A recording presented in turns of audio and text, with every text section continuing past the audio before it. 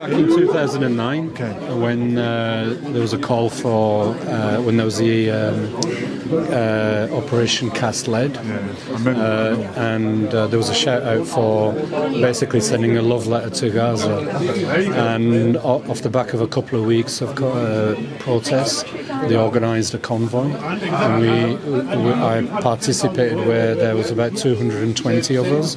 We had about 110 vehicles, and we drove from England all the way through Europe into North Africa, Morocco, Tunisia, Algeria, all the way across, and then along the way a lot of political pulling. I'm hearing about that. Yeah. Borders, people not letting you through. Yeah. There was an awful lot of politics being played, but we managed to get in, and we spent 2-3 days there as well.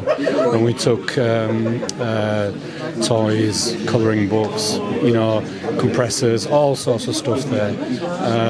A life-changing experience, and yet nearly 20 years later, it's still going on, and it's heartbreaking, and it's just doubling up all the time.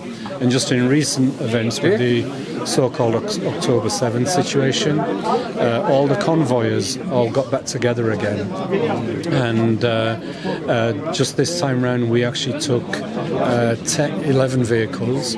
We purchased vehicles in Libya, and we converted them into ICU units, and they were driven through the north, through Libya into Egypt, and eventually handed over to the Palestinian Red Crescent in Al Arish, and they're being used at this moment in time. So, and all you can do is just do your little bit, and it's like throwing a little pebble into the stone just to break a bit of the status quo. What made you want to travel there, first of all? Was it a conflict was always on your mind? Was it cast? No, it was an emotional thing, really, isn't it? Because if you're a human, you feel the pain and you want to do something. And it's all well and good that we have businesses or families and whatever, but sometimes you just feel you get a pull, and you just get pulled towards doing something like this. And that's all it was. It was just a charitable event. I really feel that. A lot of the people that try to detract from it will always use sort of whataboutery. And they say, you care about that, you don't care about this, you care about that. Well, there's many things to care about in the world. But certainly for the UK, when our country created that problem, when it carved up the Middle East as it did, I think that's one good reason. And another reason could be personal reason. If you've travelled there and you've met people, family, you've probably got friends you're still in touch with from that time. And it's actually heartbreaking because obviously you make friends.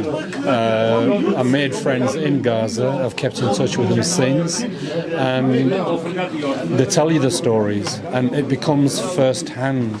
You hear the stories of the brothers, the sisters, the mothers, the fathers, and children, and what's happening to them. And we're living our lives here in a privileged society in a way.